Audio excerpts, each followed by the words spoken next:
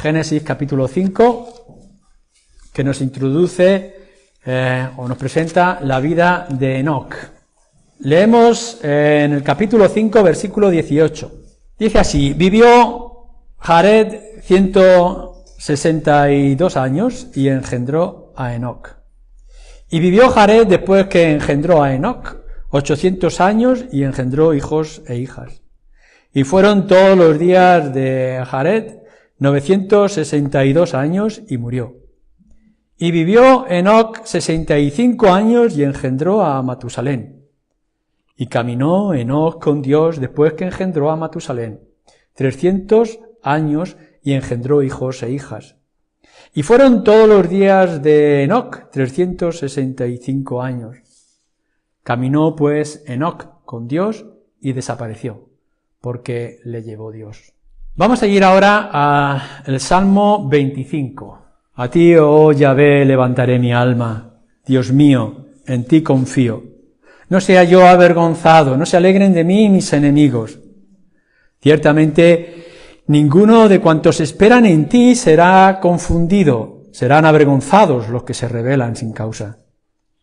Muéstrame, oh Yahvé, tus caminos, enséñame tus sendas, encamíname en tu verdad y enséñame, porque tú eres el Dios de mi salvación, en ti he esperado todo el día. Acuérdate, oh Yahvé, de tus piedades y de tus misericordias que son perpetuas. De los pecados de mi juventud y de mis rebeliones no te acuerdes. Conforme a tu misericordia, acuérdate de mí, por tu bondad, oh Yahvé. Bueno y recto es Yahvé, por tanto, Él enseñará a los pecadores el camino, encaminará a los humildes por el juicio y enseñará a los mansos su carrera.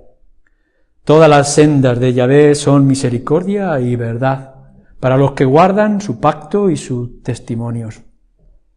Por amor de tu nombre, oh Yahvé, perdonarás también mi pecado que es grande. ¿Quién es el hombre que teme a Yahvé? Él le enseñará el camino que ha de escoger. Gozará él de bienestar y su descendencia heredará la tierra. La comunión íntima de Yahvé es con los que le temen, y a ellos hará conocer su pacto. Mis ojos están siempre hacia Yahvé, porque él sacará mis pies de la red. Mírame y ten misericordia de mí, porque estoy solo y afligido. Las angustias de mi corazón se han aumentado. Sácame de mis congojas. Mira mi aflicción y mi trabajo y perdona todos mis pecados. Mira mis enemigos cómo se han multiplicado y con odio violento me aborrecen. Guarda mi alma y líbrame.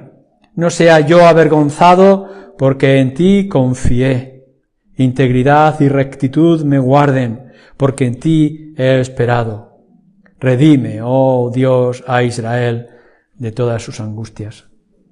Este Salmo 25 presenta bastante bien lo que yo quisiera que miráramos en esta mañana todos nosotros.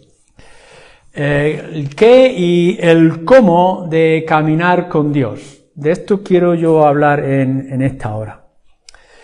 Ya hemos visto algo acerca de Enoc y de ese caminar con Dios. Decíamos la semana pasada lo sorprendente que es que se nos diga tanto de tan poco. Es decir, de Enoc apenas se nos dice, sino que tenía 65 años, que murió con 365 y que tuvo hijos e hijas. No sabemos mucho más de él, exceptuando que tuvo la mejor compañía que pudiéramos imaginar, que era nuestro Dios. Caminó Enoc con Dios y después Dios le llevó. Todo eso implica mucho para nuestro propio beneficio, pero no abarcábamos todo lo que yo creo que deberíamos de abarcar, o por lo menos intentar, y así lo tenemos en esta mañana. Vamos a volver otra vez a Enoc, en su contexto. Se nos dice que Enoc, cuando tenía como unos 65 años, tuvo a su hijo Matusalén. Y justo en el momento de tener a Matusalén, en ese instante después, es cuando comenzó a caminar con Dios. Podemos especular que el cambio que le vino a Enoc fue en ese instante. Tuvo su hijo y comenzó a caminar con Dios. El principio de la narración es como el resto de la genealogía. Nació fulano, vivió tantos años, tuvo a su hijo, vivió otros cuantos años después y después se murieron. Nacer, vivir, tener hijos, morir. Pero cuando llegamos a Enoc, decíamos, hay un cambio. Cuando parece que iba a seguir con lo mismo, nos dice que tuvo a Matusalén y allí comenzó a caminar con Dios. Porque lo que yo quiero que hablemos debe de tener un comienzo, debe de haber una transformación. No es algo que viene de manera natural, no viene con nuestro nacimiento, sino que viene con lo que la Escritura habla de conversión o de cambio. En la vida de Enoc algo tuvo que ocurrir que durante 65 años podría tener una vida como el resto de sus contemporáneos y de su familia, pero después hay un cambio diferente. ¿Sería esto la conversión? ¿Algo que te ha pasado a ti en tu vida, si es que eres creyente en esta mañana? ¿Alguna experiencia? ¿Alguien que te habló? ¿La primera vez que te encontraste cara a cara con las Escrituras? Cuando empezaste a sentir por alguna razón el peso de tus pecados y descubriste en tu alma el poder de la cruz, la salvación del Señor Jesucristo, y entonces algo cambió. O sea, no estamos hablando de algo que viene de nacimiento, sino algo que ocurre en tu vida. Es el nuevo nacimiento, es la conversión, es el arrepentimiento y la fe. Lo que vamos a hablar después tiene que venir teniendo esto. Así que te tienes que preguntar en esta mañana si eres nacido de nuevo, si ha habido esta conversión. Si fue en cierto momento, en cierto lugar, cuando tenías 65 años como Enoc, o en tu juventud, o en tu madurez, o en tu ancianidad. Pero ha habido este cambio en tu vida, ha venido Cristo, has recibido el Evangelio, te ha transformado.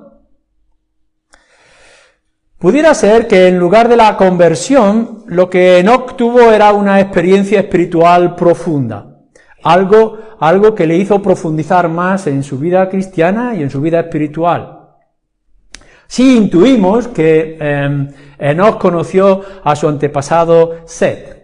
Cuando leéis en el capítulo 4, versículo 26, que fue a partir de Set que empezó a invocarse el nombre de Yahvé. Y ahí se nos plantea la de un cambio, de una profundidad de relación con Dios. ¿No pudiera ser que Set estuviera sentado con su descendiente Enoc, que pudiera recibir experiencias y que su antepasado u otros le empezaran a hablar acerca del Evangelio, de lo que significaba? Imagínate que tú eres un joven que ha nacido en una familia cristiana y que desde tu infancia, desde que tú te acuerdas, tus padres te han hablado, tú has venido a escuela dominical y has empezado a escuchar acerca del Evangelio, de Cristo, de la cruz, etcétera, etcétera. Puedes imaginarte que en cierto momento llegas quizá a un campamento, quizá en algún momento en tu casa, y que puedas decir, algo ha cambiado, no sé cómo, no sé cuándo, pero algo ha cambiado en mi vida.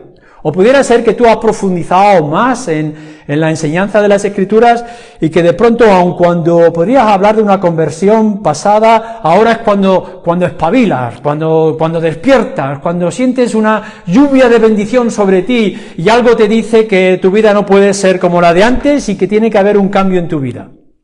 ¿Cuántos cristianos hemos conocido que se han enfriado, se han apartado un poco del Señor, han tenido una vida plana y simple, pero de pronto algo, un mensaje, una lectura, una conversación, les ha hecho estremecerse y comenzar de nuevo? ¿Fue esto lo que le pasó a Enoc?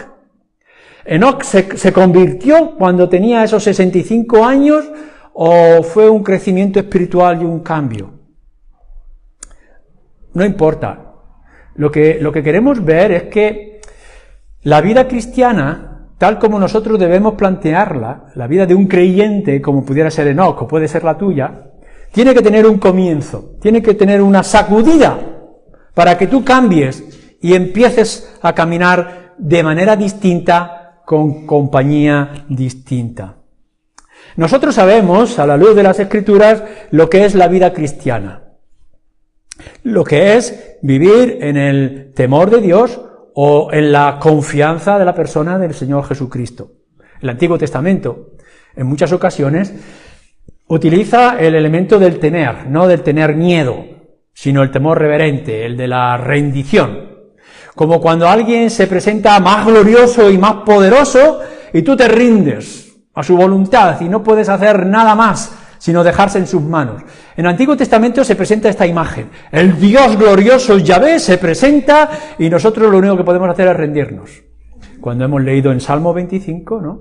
Y nos dice el temor de Dios es los que tienen o aquellos que van a poder tener intimidad, comunión íntima con Él. En el Nuevo Testamento, más que la idea de temer, viene el de la fe.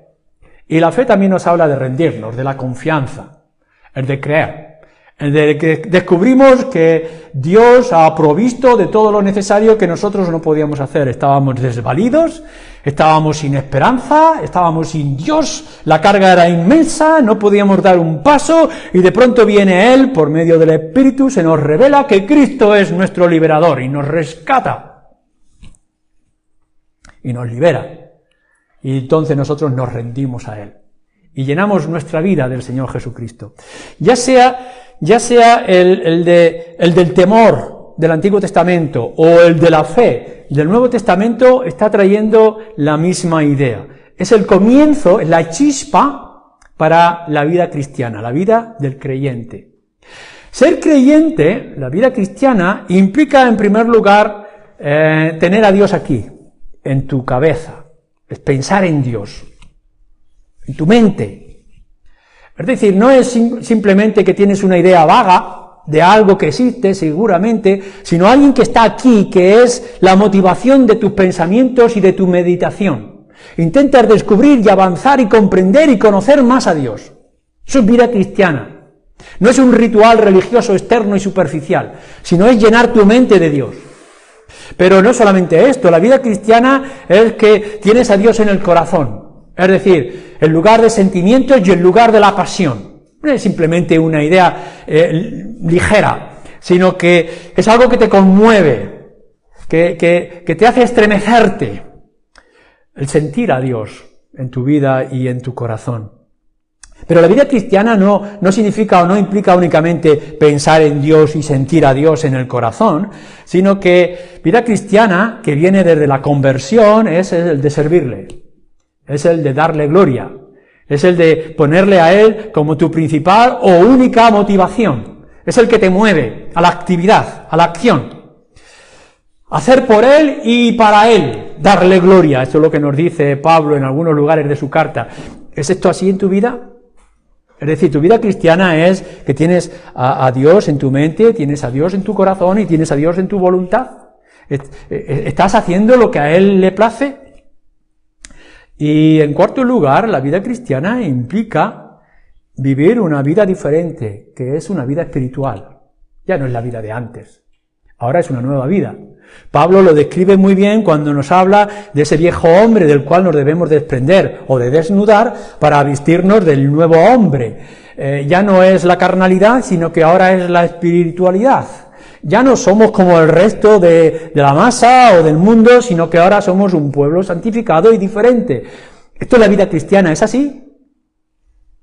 ¿Sigues viviendo una vida anonadina y superficial y fría como el resto del mundo, o ha cambiado algo en ti? La vida cristiana implica que ahora tus objetivos son diferentes y que lo que buscas es tener una relación espiritual con Dios, en lo bueno y en lo malo. Porque decíamos también que a veces nos acordamos de Dios cuando las cosas nos van bien o cuando las cosas nos van mal para que nos libre. Pero lo que está marcando aquí en la vida cristiana es que Dios debe estar siempre a tu lado, en los tiempos buenos y en los tiempos malos. Pero yo no quiero hablar de esto únicamente. La vida cristiana, sí, es tener a Dios en la mente, es tener a Dios en el corazón, es tener a Dios en tu acción, en tu voluntad, y es tener una vida nueva y diferente espiritual. Sí, pero lo que está trayendo aquí es mucho más profundo, y entonces tendríamos que añadir una quinta cosa, que es la que yo quiero dedicarle más tiempo. La vida cristiana no es simplemente tenerlo aquí o aquí, sino es caminar con Dios. Es tener comunión con Dios. O como hemos leído en el Salmo 25, o podéis leer en Proverbios 3, o en otros lugares de las Escrituras, es tener una comunión íntima con Dios. Esto es de lo que nos está hablando en la vida de Enoc, y esto es lo que nosotros deberíamos de buscar si es que somos creyentes. Y si no lo tienes, lo buscas. Y si lo tienes, lo mantienes, lo cuidas y lo haces crecer. El apóstol Juan lo dice en su primera carta de esta forma: ¿cómo podéis estar en tinieblas y decir que tenéis comunión con Dios? La comunión con Dios es caminar en la luz. Entonces, si estáis en la luz, podréis tener comunión con Dios. Si decimos que tenemos comunión con Dios y estamos en tinieblas, mentimos, nos engañamos. La vida cristiana no es vivir como el resto del mundo y hacer lo que hace el resto del mundo. La vida cristiana es otra cosa y es más profunda y debemos de buscarla y alimentarla de manera adecuada. Primero, 7 cosas quiero decir con respecto a este caminar o tener comunión íntima con Dios. Implica avanzar, progresar, ir a más. No dice que Enoc conocía a Dios y se sentó en una piedra a meditar. No dice que se relajó con Dios, sino que caminaba con Dios. Y no es algo único que aparece ahí, sino que el Nuevo Testamento, en la vida cristiana, se repite de manera distinta pero constante. Por ejemplo, cuando nos dice que la vida cristiana es edificarse, es crecer, es avanzar también. Nos fija, por ejemplo, que Pablo dice, la carrera que tengo por delante, puesta las metas, mis ojos, dice el autor de Hebreos, en el Señor Jesucristo, autor y consumador de nuestra fe. ¿Os dais cuenta de lo que está significando la vida cristiana, la tuya, si es que dices ser creyente y está Dios en tu mente, en tu corazón, en tu voluntad? Que lo que te está diciendo es que tienes que avanzar, que tienes que progresar, que tienes que crecer. No puede ser una planta que no se transforma y crece y trae ramas. Tiene que ser la flor o la planta, la hierba, que se crece y extiende. ¿Lo veis eso en tu vida?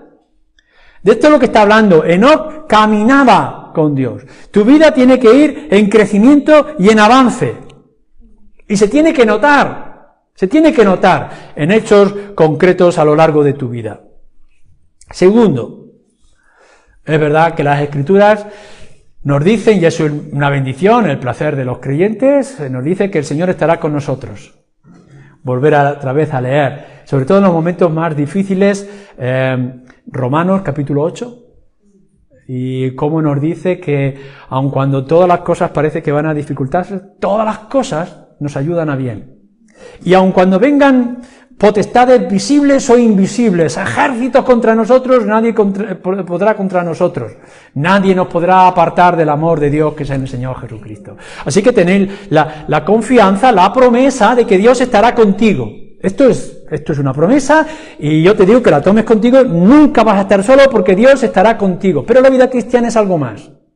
La vida cristiana lo que nos está diciendo es que ahora tú tienes que estar con Él. No es que Dios esté contigo, sino que tú estés con Él. Que lo busques a Él. Estabas desesperado, estabas perdido, y el Evangelio es esto. Dios viene en forma de su Hijo, ¿no? Dios se hace hombre y viene a rescatarte, y te busca, y te toma en sus manos, como el buen pastor toma en sus manos a la oveja perdida, y la hace tuya, y dice, nadie os podrá apartar de mis manos. Ahora bien, tu vida cristiana no es la de constante rebeldía y hacer que constantemente Dios venga a buscarte, no. La vida cristiana es ahora que tú buscas a Dios. No es que el buen pastor viene a buscar la oveja, sino que la oveja escucha la voz del pastor y lo sigue. Esto es la característica de la vida cristiana. No estar sentado esperando que Dios venga a rescatarte, sino que tú lo buscas de manera constante. No es que Él esté contigo, sino que tú estés con Él. Y eso implica que tendrás que ir caminando a su ritmo y a su velocidad, adaptándote a su carácter. Ya no puedes ir o hacer las cosas como a ti te gustaba, sino que tienes que adaptarte a su paso. Esto es un caminar. Hay gente que tenemos las piernas muy cortas y hay gente que tiene las piernas muy largas. Uno se tiene que adaptar al otro, porque si no, la distancia cada vez va a ser más larga. Cuando nosotros nos dice que tenemos que caminar con Dios, nos está diciendo esto. Ya no te puedes adaptar Él adaptarte a ti. Tienes que adaptarte tú a Él. El Nuevo Testamento, bueno, el Levítico lo dice y el Nuevo Testamento no lo recuerda. Nos dice esto en nuestra vida cristiana. Ser santos. ¿Por qué? Porque Él es santo. No está diciendo, Dios se hace otra vez hombre para rescatar a los hombres. No. Ahora la vida cristiana es otra cosa distinta. Es ser santo, ¿por qué? Porque Él es santo. Invitad al Señor Jesucristo. Esto es lo que tenemos que hacer con nuestra vida. Ser lo que Él quiere que seamos y ir a su paso y a su forma. Los salmos lo repiten varias veces. Ver la luz en su luz. O sea, ver las cosas como Él las ve. ¿Estás tú seguro de que estás buscando el ritmo y el paso de Dios? Ten cuidado, porque si estás demasiado entretenido en las cosas del mundo, a lo mejor la distancia con Dios cada vez es más larga. Si tienes una carga demasiado pesada sobre ti, demasiado preocupaciones, demasiado lapas mundanas sobre ti, cada vez te será más costoso buscar la santidad que Dios exige de ti. Tercero, ahora su voluntad es tu voluntad. No puede ser de otra manera. Fijaros que hemos dicho ya que la vida cristiana, caminar con Dios y conocer íntimamente a Dios, es avanzar, que haya progresión en tu vida, desde la conversión hasta que el Señor te llame a su presencia, que ahora es tú buscar a Dios, puesto que Dios ya te buscó a ti en su momento, pero que nos dice algo más. Amós, en el capítulo 3 de su libro, versículo 3, nos dice esto: ¿andarán dos juntos si no están de acuerdo? Es una idea que lo tendremos que aplicar a todas las cosas. Si uno quiere ir al cine y otro quiere ir al teatro, pues o uno de los dos cambia o vais a tener que separar. Si estáis juntos y constantemente hay una constante discusión, pues al final va a venir la ruptura. Si estás con alguien que su hablar es constantemente blasfemo o provocativo contra ti, llegará un momento en que dirás, ya no puedo aguantar más sus chismes, sus burlas y sus desprecios. No podéis caminar juntos si no estáis de acuerdo en los proyectos o en la dirección o en la manera en que tenéis que caminar. Cuanto más esto lo tenemos que aplicar con respecto a Dios. ¿Cómo vais a poder estar juntos a Dios si no estás de acuerdo con Dios? Pero hemos dicho que ya no es tu voluntad, sino que es la voluntad de Dios. No la tuya, sino la suya. El Señor Jesús lo dice muy claro cuando está en el monte esperando ser crucificado. No se haga mi voluntad, sino la tuya. ¿Es esta tu proclamación en tu vida cristiana?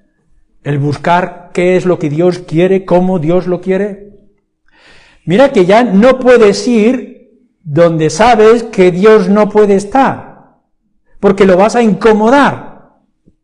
Ya no puedes ir a algo que no sea santo, porque Dios es santo. Por tanto, todas las actividades, todas las actitudes que tienes que puedan ser pecaminosas, van a dificultar tu relación con Dios. Por tanto, no puedes ir a esos sitios, no puedes hablar de esa forma, no puedes ver las cosas que Dios no puede ver o que Dios no puede oír. Porque entonces vas a crear ruptura. No puedes hacer que Dios se adapte a ti, sino que tú te adaptes a Él. No puedes tener dos señores, no puedes servir a dos amos. Y tendrás que escoger, porque si no estáis de acuerdo, no podréis caminar. ¿Es esto así en tu vida cristiana? ¿Tienes este concepto de estar de acuerdo con Dios y adaptarte a Dios para que podáis caminar juntos? Seguimos. Cuarto, su dirección y su destino en este caminar tienen que ser los tuyos. En otras palabras, tendrás que ir donde Él te lleve y como Él te lleve, hasta que Él te lleve a su gloria.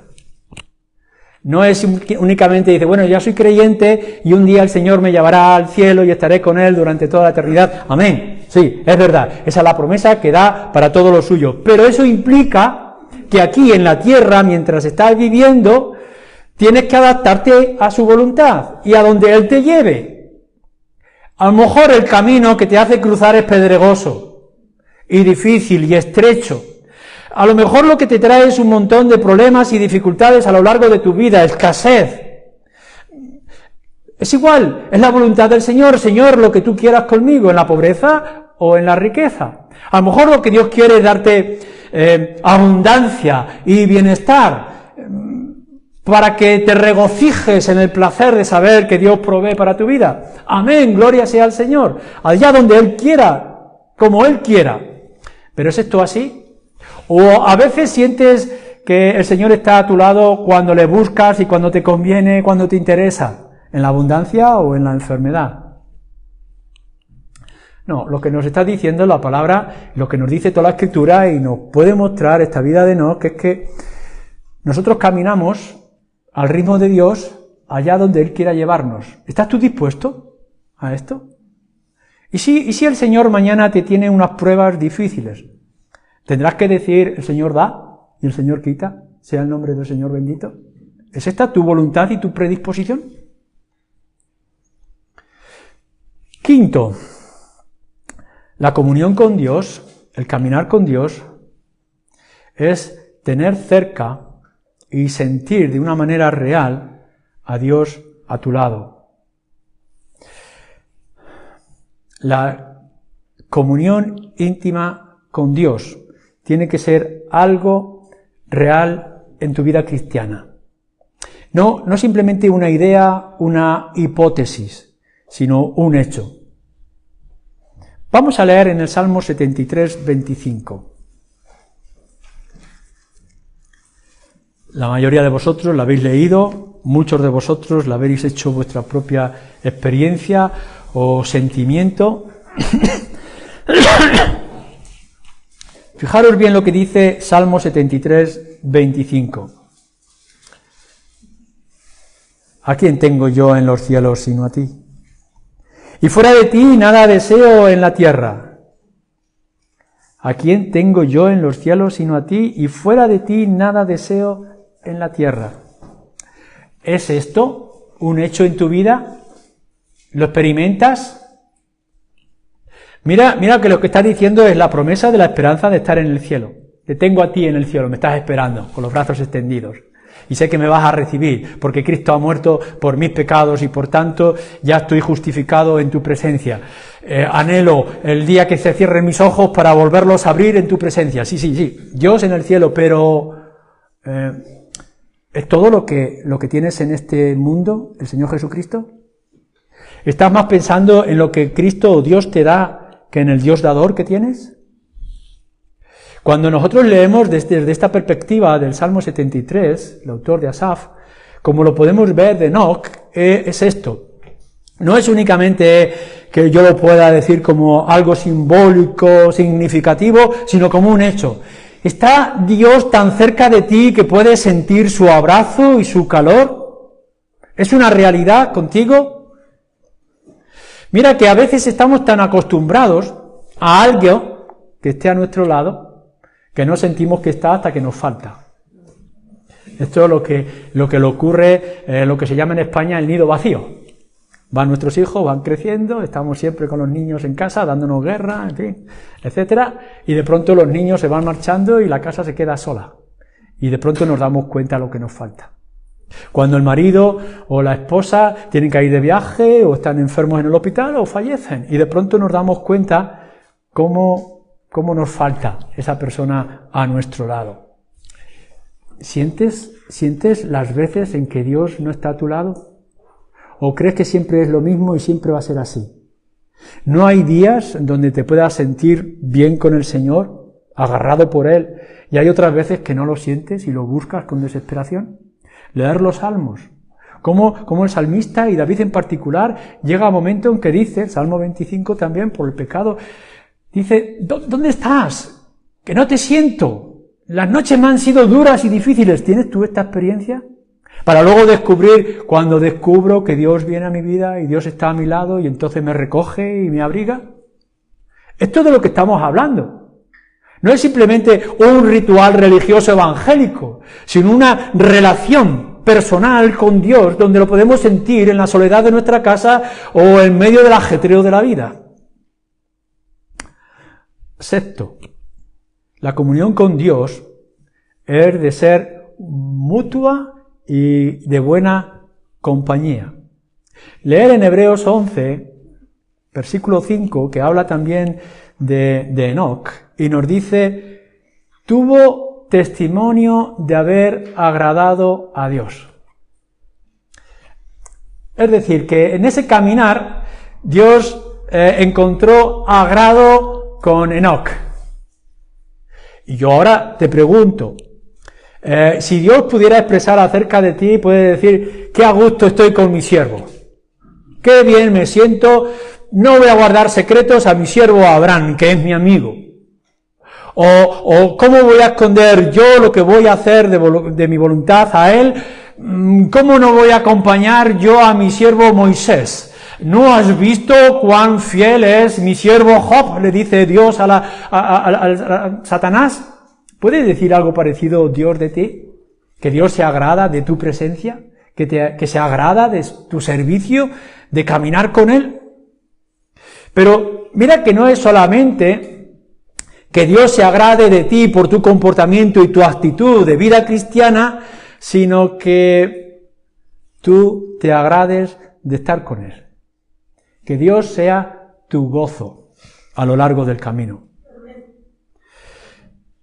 ¿Qué haces cuando caminas con alguien? Si en alguna ocasión has decidido darte un largo paseo o pasar una jornada con algún amigo o algún familiar, ¿qué es lo que haces? ¿No hay comunicación? ¿Verdad? ¿No es verdad que empezáis a hablar y comentaros cosas? Y que hay un diálogo, no es únicamente que tú vas hablando y el otro escuchando hasta que el otro se harta de escuchar, sino que tú le hablas y él te habla. Es decir, lectura de la palabra y oración. Este es el caminar con Dios. Que te agrada sus mandamientos. Cuán dulce me son tus palabras. Cuando leáis el Salmo 119, como es luz para mí, o es miel a mi paladar. Me deleito en tus mandamientos. ¿Es esto así en tu vida? ¿Es esto lo que tú encuentras? ¿O ves que los 10 mandamientos y toda la Escritura es una carga pesada? ¿Quién la puede recibir y resistir? ¿Eres de aquellos que no pueden aguantar las palabras del Señor Jesucristo y la abandonan, como nos dice el Evangelio de Juan? ¿O eres aquellos que están deseando que Cristo hable a tu corazón y a tu mente? Estás deseando abrir la Escritura para ver qué es lo que Dios te tiene que decir, porque es dulce. Todo lo que tenga que decir Dios con respecto a ti es dulce y es agradable. ¿Lo buscas? Pero ¿cómo son tus oraciones? Cuando hablas con Dios, le traes una retahíla de peticiones y dices amén y te vas.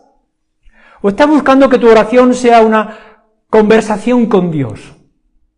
Sincera y honesta, humilde, reconociendo quién es Él y quién eres tú, pero que hablas y pides y muestras gratitud, y le adoras, y le ensalzas por ser quien eres, y por ser Él quien es. ¿Es esto? Es decir, escuchas con atención y hablas con cuidado con respecto a quién estás. ¿No piensas que si te son gravosos los mandatos de Dios, vas a encontrar difícil caminar con Dios? ¿Te deleitas en la palabra de Dios? ¿No te das cuenta que cuanto más te deleites en la palabra de Dios, más satisfecho estarás de sentir la presencia de Dios en tu vida?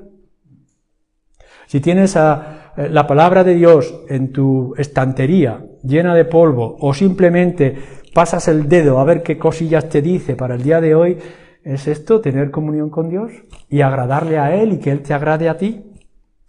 Nuestra vida cristiana no es encontrar agrado en la buena salud, o en el buen bienestar, o en lo que Dios provee, los hijos que me ha dado, la riqueza que tengo, la paz que disfruto, sino el poder sentir que pase lo que pase y ocurra lo que ocurra, Dios está a mi lado y no me dejará.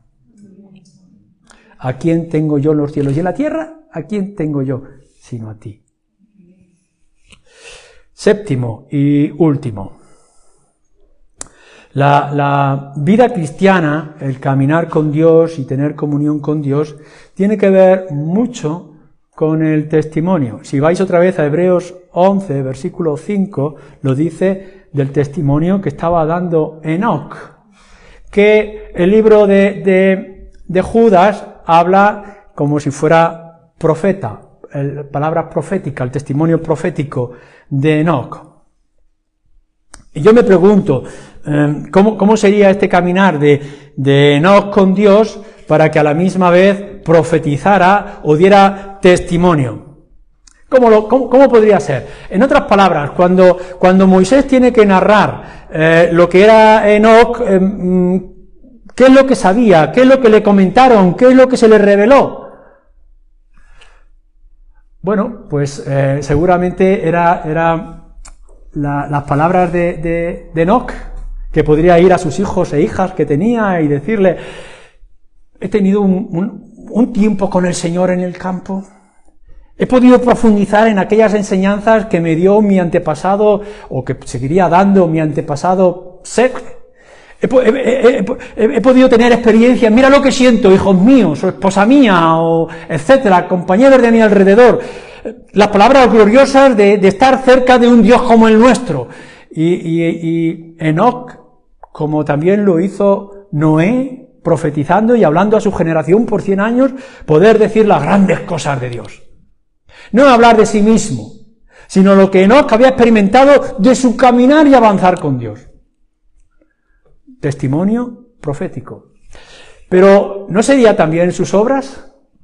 Cuando Enoc pasó un rato en comunión con Dios, de la forma que fuera, que estaba experimentando, y que los demás vinieran y dijeran, como decían de Moisés, su rostro resplandece. Resplandece vuestro rostro cuando habéis estado en intimidad con Dios, en oración. ¿Lo nota la gente que hay un brillo diferente? ¿Cómo son vuestras actitudes y vuestros comportamientos a los que están a vuestro alrededor? ¿Notan algo distinto? ¿Resplandece tu rostro? ¿Son tus palabras dulces con respecto a Dios? ¿Hablas de Cristo sin cansarte? Nuestra vida cristiana es simplemente decir: yo lo recibí, yo lo tengo, yo espero estar en el cielo y sigo con mi vida. ¿O es constantemente de hablar de aquel que dio la vida por nosotros? ¿Cómo puedo yo callar? ¿Cómo no vamos a decir lo que hemos visto y oído? Dicen los apóstoles. ¿No es esto nuestra vida cristiana? Decirle al mundo lo que nos está ocurriendo, lo que nos ocurrió, nos está ocurriendo y nos va a ocurrir cuando Cristo venga. Así que no es simplemente que caminaba en secreto y en intimidad de monasterio del desierto, Enoc, sino que caminaba de tal manera que su caminar era un testimonio y era un mensaje profético. ¿Es esto así nuestra vida cristiana? Es decir, ¿hay en tu vida cristiana obras y mensaje de buenas noticias? Esto es lo que nos está diciendo con respecto a Enoc. Me temo que la mayoría de las veces, en la mayoría de nosotros, nuestras vidas cristianas son casi anónimas y anonadinas e insípidas. Tenemos que cambiar esto. Tenemos que cambiar esto. No es únicamente que esté aquí y esté aquí, sino que sea un crecer, caminar exuberante a todos los que están a nuestro alrededor. Conclusión. No nos basta con dar la espalda al mundo. Eso es la conversión, dar la espalda al mundo. Lo que ahora tenemos que buscar como creyentes es caminar todos los días de nuestra vida de la mano de nuestro Señor. Esforzaros y buscar los medios para que sí sea. Amén.